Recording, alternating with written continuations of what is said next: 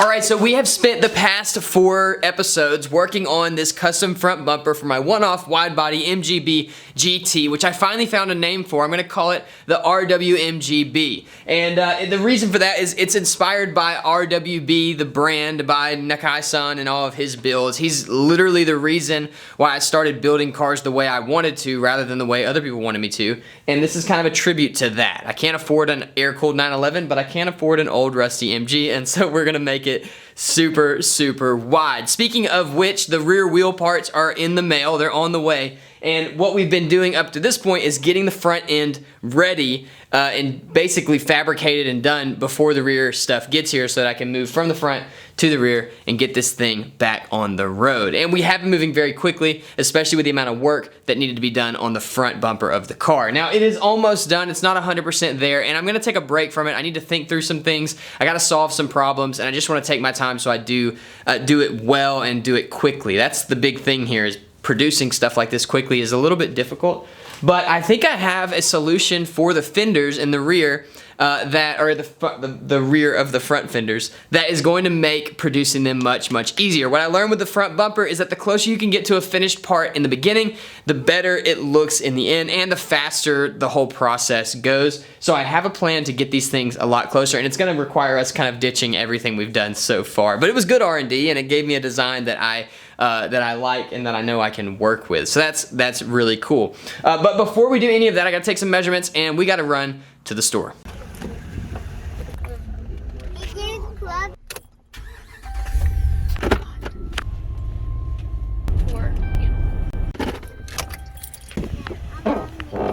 Ready? Hey,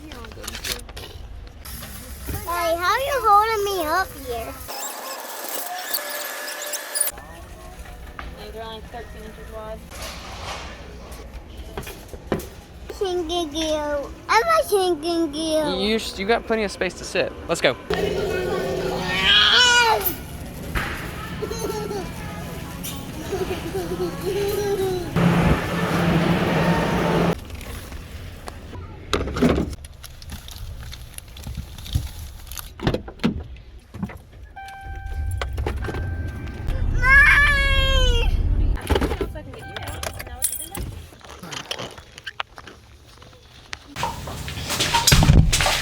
Alright, our mirror is back and ready to go, and I am very excited about this part. Now, this design is simple, and that is by design. It's to help me produce it faster. And I've got an idea to produce it that I think is going to be really cool, and it involves petroleum jelly or Vaseline. Now, I understand that the right way to pull a fiberglass part is with PVA and mold release wax, plus maybe a gel coat, and then your fiberglass. And I get that. I know that's an easy way to do it, and I know it works. But something that I do on the channel on purpose, and I just kind of do in my life in general, is I like to try different things, new ideas, stuff maybe is kind of like a homebrew secret or something maybe nobody's ever tried before, just to see if it'll work. Maybe we can get the same result from a more available thing or cheaper thing. Maybe not, but who knows? And that turns out today we can get a very good result from something much more available, and it's Vaseline. I actually had one of you guys message me on Instagram, and I wish I could shout you out, but it's really hard to remember y'all's Instagram names, and it's really hard to search like through messages on Instagram, so I'm sorry, dude. But he messaged me and said, hey, I pulled a wide body kit off of a WRC car for my WRX, and I used Vaseline. He said you can hit it with a heat gun, and it works really well. It's actually kind of crazy how good it works. I was like, well, I gotta try that. So I went and bought some, and I cannot wait to show you guys what happens when you heat this stuff up. It is really actually, you know, I don't get into the whole like this is satisfying thing, but it is really fun to watch. So we are gonna start by putting on some gloves and giving some unintentional brand promotion for ECS. I really do love those guys. They sponsored the channel when the channel was still really small, and any company that is willing to sponsor a small channel is a cool company in my opinion. All right, so we're gonna take this, and I know about what size I need, mainly because I've already done this 4 times. It didn't work the first couple times, and I don't wanna spoil anything for you, but I think it's gonna work this time. The first 2 times, well, I'll just tell you that later. Just watch, this is so cool. I'm all about this kind of stuff, man. All about it. I don't even know why, but it's just like, this is like the kind of hack that you like learn from some old guy that's been building fiberglass for, you know, 40 years. And I love that kind of thing. All right, so we're just gonna put on this coat of Vaseline here. And now the obvious issue is that I've just taken this super smooth, great surface that I have with my mirror, and I made it bumpy. So what we do next is make sure it's level, which I've already done. And with it level, you can take some heat from a heat gun and you'll see.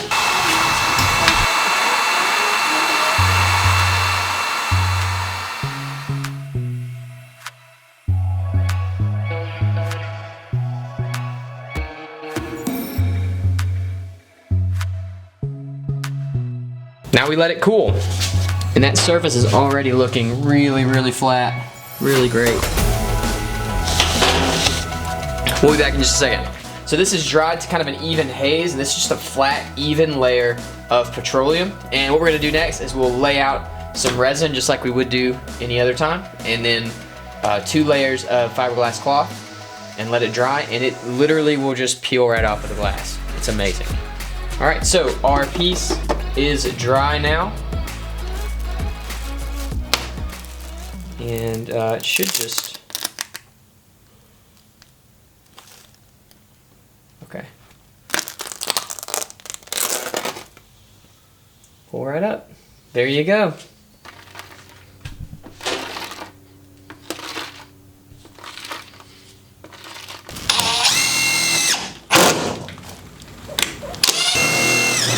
Ooh, there it is.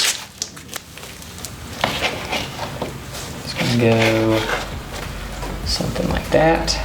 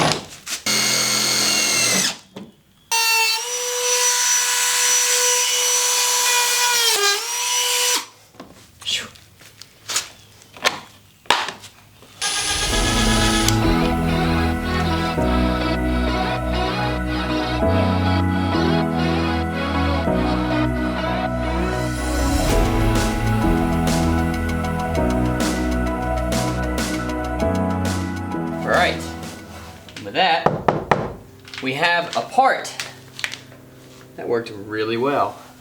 Got a little bit of like a dip right here. I'm not sure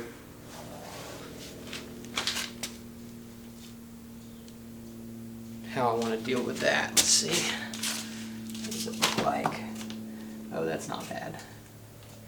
So yeah, it does look like we're going to still need to finish this outside. I'm not just going to be able to like leave it like this. But that is very close already. So what I want to do now is we're going to pull this off, we'll trim it up, and then we're going to mount it. Pretty excited, pretty fast. Fast is good. This just pulls off. I did prep this surface with Vaseline as well, which is my new favorite thing for fiberglassing because that was just way too easy. But now you can see we have some extra thickness here. And I mean, that's a solid little piece. Pretty cool. Let's trim it. Now this piece is ready to go. So this is a lot more sturdy, and it will sit right up here.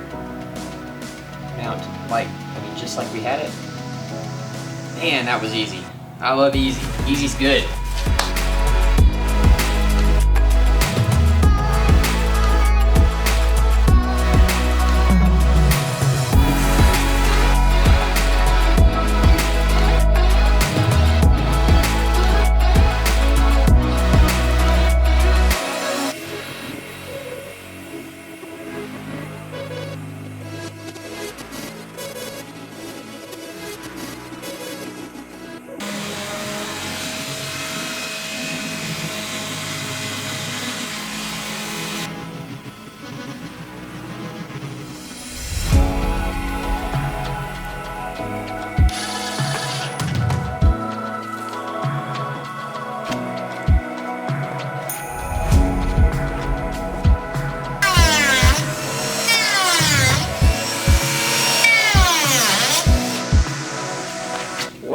a cut.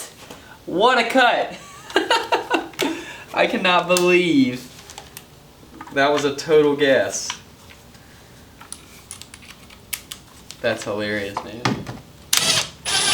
There we go. Alright, so what's cool for you guys to know is that that screw was the only thing holding my fender in place. So if you guys remember from a few videos ago, when I put these fenders on, I had to like suck the bottom down and tape it in place to get it to the shape that I wanted for this car. And now that we added this piece, this thing is held in by this, basically, this structure that we added. So that's really cool. I know it still looks kind of ugly, but we're going to fix that very shortly. And we're going to be rolling this thing out of the garage today, which I'm so stoked about because this place is a mess. I actually had a new buddy of mine named Jacob, who's a fellow YouTuber slash Instagrammer that I just met because of you guys, come over the other day, and he walked in here, he's like, dude, I'm getting stressed out just standing here. So so I was like, yeah, it's time. So anyway, I'm going to throw some fiberglass on here, some filler. We're going to sand some of this stuff down and fill it. And then I'm not going to sand anymore in here because I just need to get this place clean. We'll back the car out. Hopefully it'll still run. This engine has just been a nightmare to work on. But we'll back it out into the sunlight and start sanding out there where it's easier to clean. All right. What do we need to do? Okay, that's good news.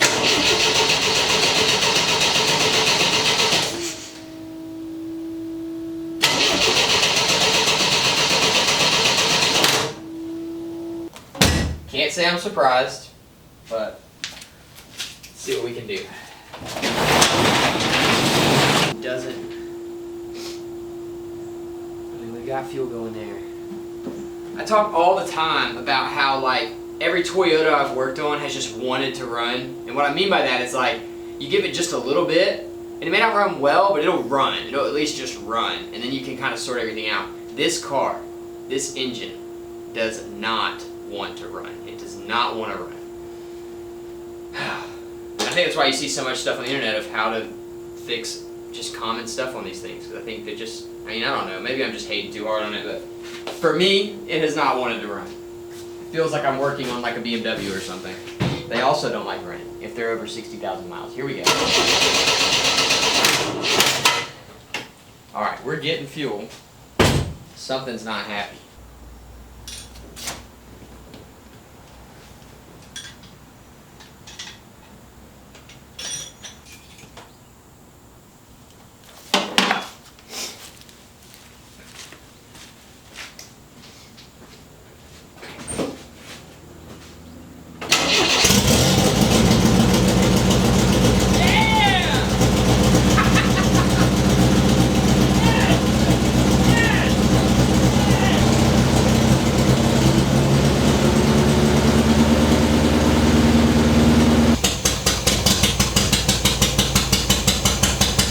A little something to know about me if you're new to the channel. Everything that I do is basically self-taught. I've never worked in a shop.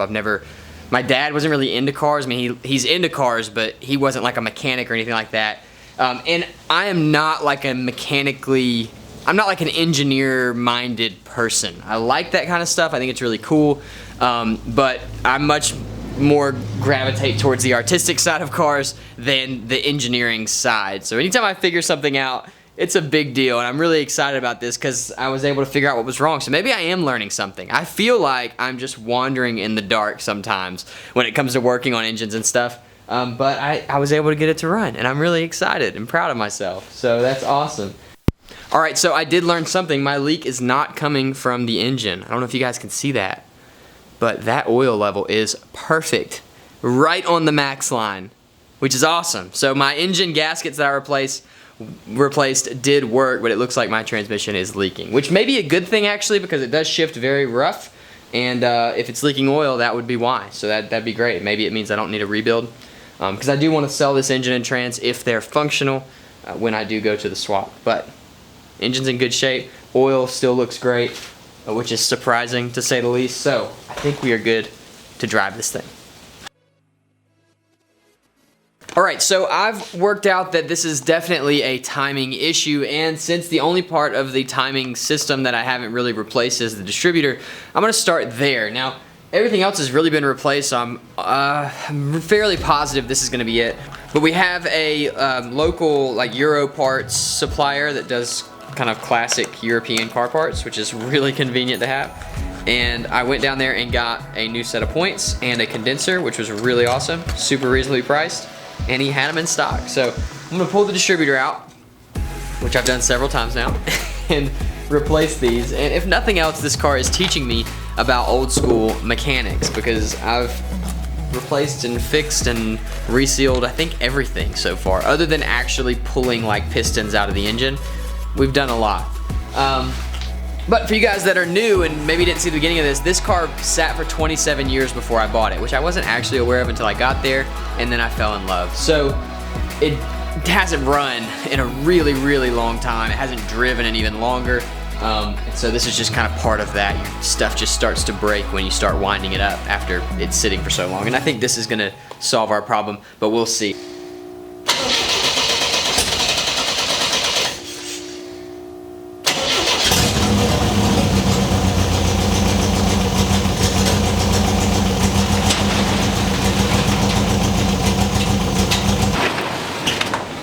Ran out of gas. At least I hope I ran it out of gas. It was running, idling, and I went to back it up and it just stopped, so.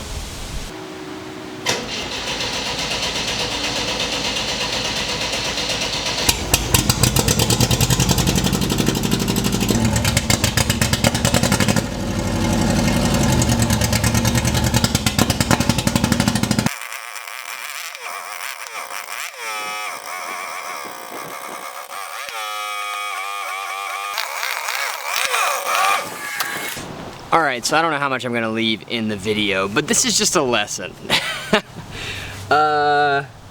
Yeah.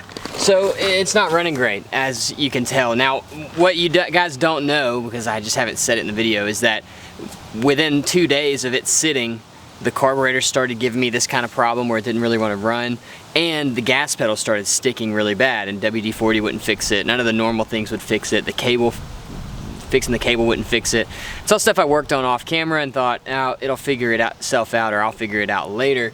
I really want to take the car out of the garage now, but I don't think I can, because I can't control the gas pedal and it won't idle well because one carburetor is just not providing enough fuel, which is obviously some sort of mechanical issue inside of it that I'm just gonna have to figure out. But I'm telling you all of this to tell you this.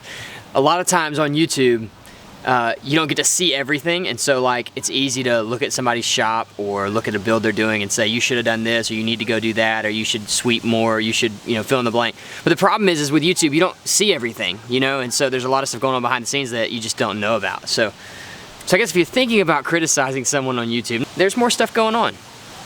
And sometimes it's like the car that should run because everything has been replaced just doesn't want to run. And that's what I'm dealing with now. So for now, we're gonna go back inside and we're just gonna make a big mess and keep working on these fenders. Let's go. Oh, and another huge downer from today, I was just rolling this out and both the front tires are flat. So best case scenario, there's a screw in them, which is what I'm really hoping for. I was using a lot of screws. I thought I had them all accounted for, but maybe I didn't. So maybe I ran over a screw and they're both flat. That's great. Worst case scenario is the silicone bead that I ran didn't seal all the way, and so they're just slowly leaking air out of the wheel itself, which would mean a dismount, reseal, remount. We'll see.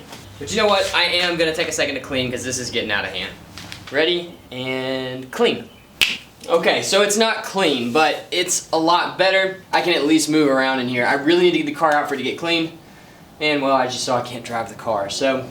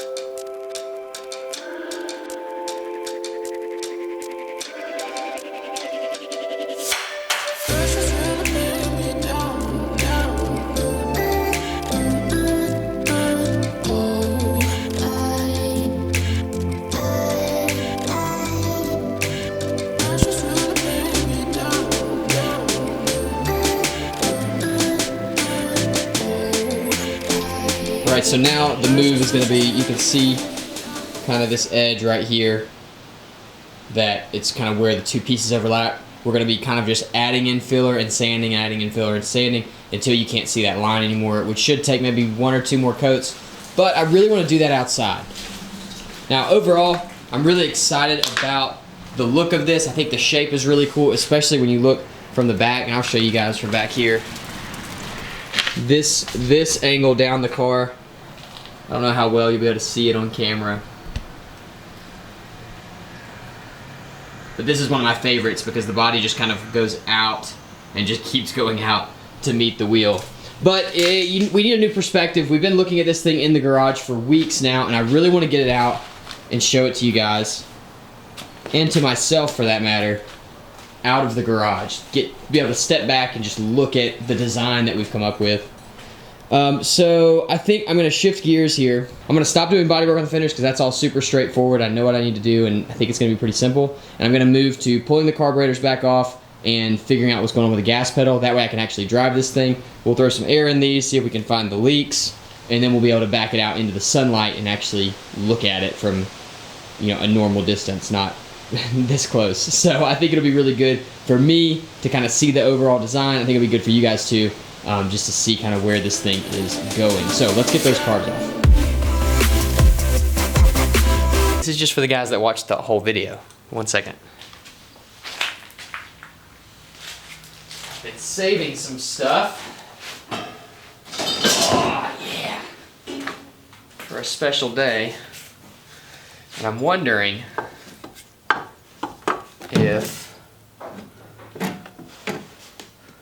if we move this support up and get a smaller radiator, if we can throw this in there. Now, I don't think this would be the permanent solution because I think the most power I could ever want to make out of this engine would be like 150 horsepower, but man, it would be an angry 150. So yeah, I've been doing some research. These carburetors come in a turbo version for a Mini, and they're very easy to convert to blow through. And I've already read the write-up on it 3 times so far, and I'm gonna try it. So I'm committing to you guys that watch the whole videos. We're gonna try to do this. I think that the best spot for the turbo is gonna be like right here. This is a CT26 off of an MR2, by the way. This came with my MR2, and I've just been saving it along with some intercooler piping for such a time as this. So I think if we clock this around, the hardest part's gonna be plumbing everything up, I think. This engine's weird, to me anyway, because the intake's here and then the exhaust is underneath this heat shield. You have your exhaust. So for a turbo, normally you have intake on one side, exhaust on the other, so you just slap the turbo on one side, run the intercooler piping up to the other side, and that's your circuit basically, and then run the exhaust down. This is not as straightforward, but I've looked at a few that have done it. Not a lot of people do this, but it's already a low compression engine, so I think it should do okay either way. But I've looked at a few, and the turbo goes like right up in here somewhere, which they didn't move this. I'll definitely just move this down, and then they run their charged air at a right angle out this way to an intercooler, and then around the entire engine and back to the carburetor. So what it would mean is a custom kind of plenum thing here, and then some creative exhaust work because there's not a lot of space to route the exhaust off the turbo. So we'd pull the exhaust up to the turbo here. We'd actually, let's see, it comes in right here. So we'd route it up to the turbo here, and then I have a down pipe like in this area that I either run on down and through the fender well like you do in the V8 conversion cars, or you know, if we can find something better than that, that's cool too. I think it's doable, and I have, sorry I'm not in the frame, there we go. I think this is doable. I have all the parts. This turbo is appropriately sized for this engine. So we're gonna try it, assuming I can get this engine running, and I really think I can. I think we're narrowed down to the final few bits, but that's for you guys. Thank you for watching all the way through the videos. Now you know some secret info.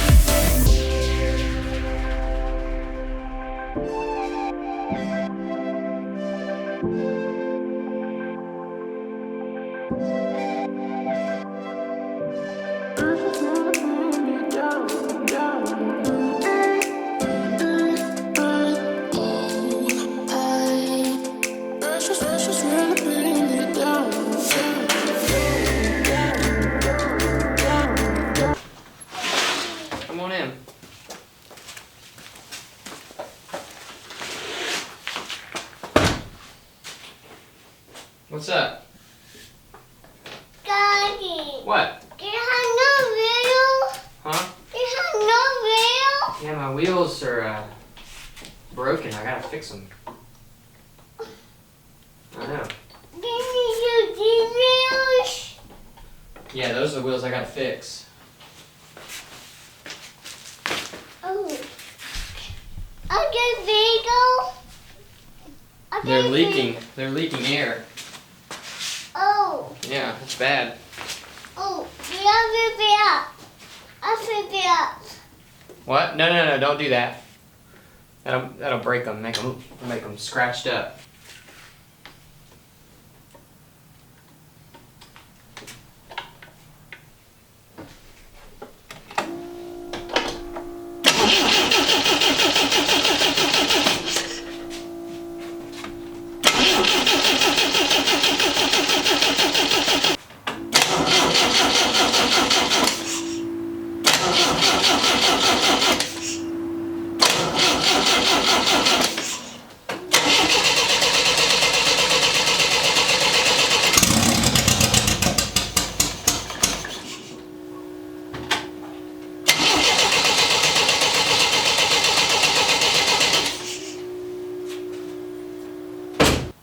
So the pattern with this build so far has been that every time I touch it with a wrench, it stops running.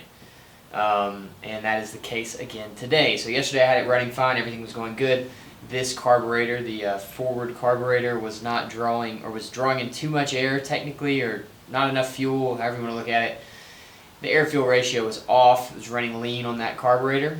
And I found out that it was because there was no oil up here in the dash pot. I assume that's what it is anyway. And put some oil in there, put everything back on. Now it won't run at all.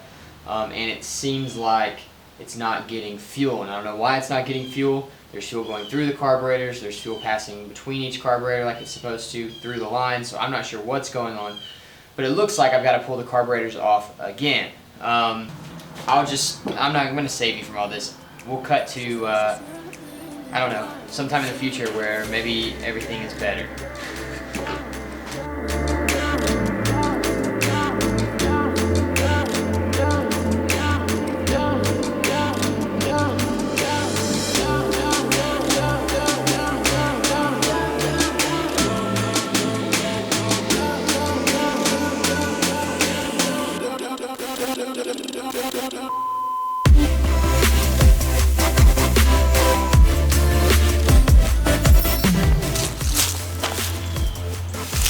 I have no idea how long the mic's been off, and that's terrible.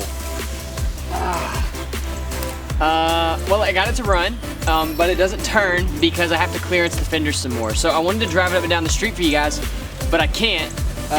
So instead I decided to just drive it back and forth, which I'm gonna have to do again because you couldn't even hear it. So we'll do that again in just a second. But this is it. Yeah, you know, it looks a little rough, but this is cool because you can kind of see where we're going from stock to obviously heavily modified. Now, sorry I didn't get so far on the bodywork on this video. I really planned on getting these fenders done, but all the mechanical stuff that we had to deal with kind of ruined that for me. But it does drive, it does run better than it ever has, and it drives a lot better than I could have never gotten the tires to spin previously. It was just misfired too bad, and the timing was out and all that stuff. So we're set up really good now. It's running pretty great, which I'm pretty excited to drive it like on the actual road. But like I said, we can't turn those wheels right now because it's just not enough room for them. We can fix that. Let's see. So I'm narrowing down the mechanical stuff. My alternator doesn't work, which I just found out in this kind of mechanical stint that it's just not functional. So I'm gonna have to get a new alternator, which that one is new, but I guess it was DOA. Oh, and my transmission is leaking oil, which is a super big bummer because I think to fix it, I'm gonna have to pull the engine and trans out again. But I've done it before and I know how to do it, so it's not that big of a deal. But it's not gonna be happening anytime soon. I'm gonna keep driving it like it is, and we'll pull the trans out before we actually drive this thing regularly and do all the sealing and all that stuff. But man, I'm relieved that this thing runs. I've just been sweating this while I've been working on the body kit, knowing that the car wasn't running very well, and so now I've got it running, and that's great. Another thing we found out is the front wheels are leaking air, and they're not leaking it fast because I put air in them and I can't hear anything. So it's a slow leak from both wheels, So I'm hoping I can find that out and sort it out soon. I'm betting it's going to be a leak from the bead. I've had bad luck with that with used wheels.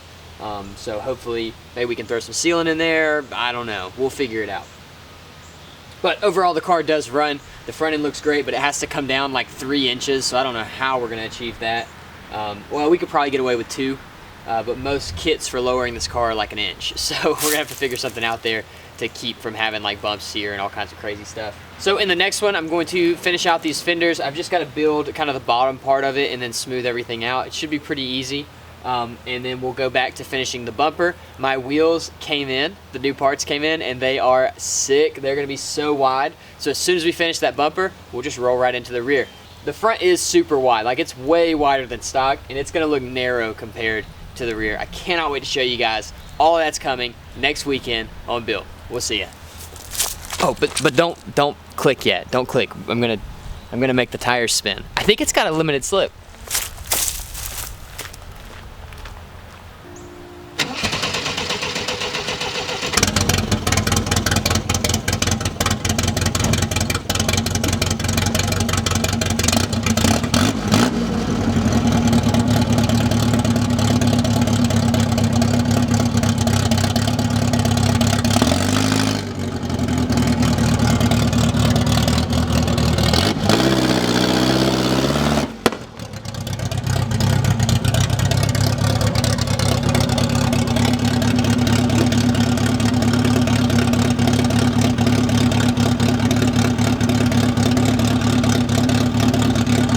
Okay, now you can click off. But hey, before you leave Build, go check out this video, or maybe this video. They're both really great. And you might enjoy watching them if you enjoyed this. I'll see you in the next one.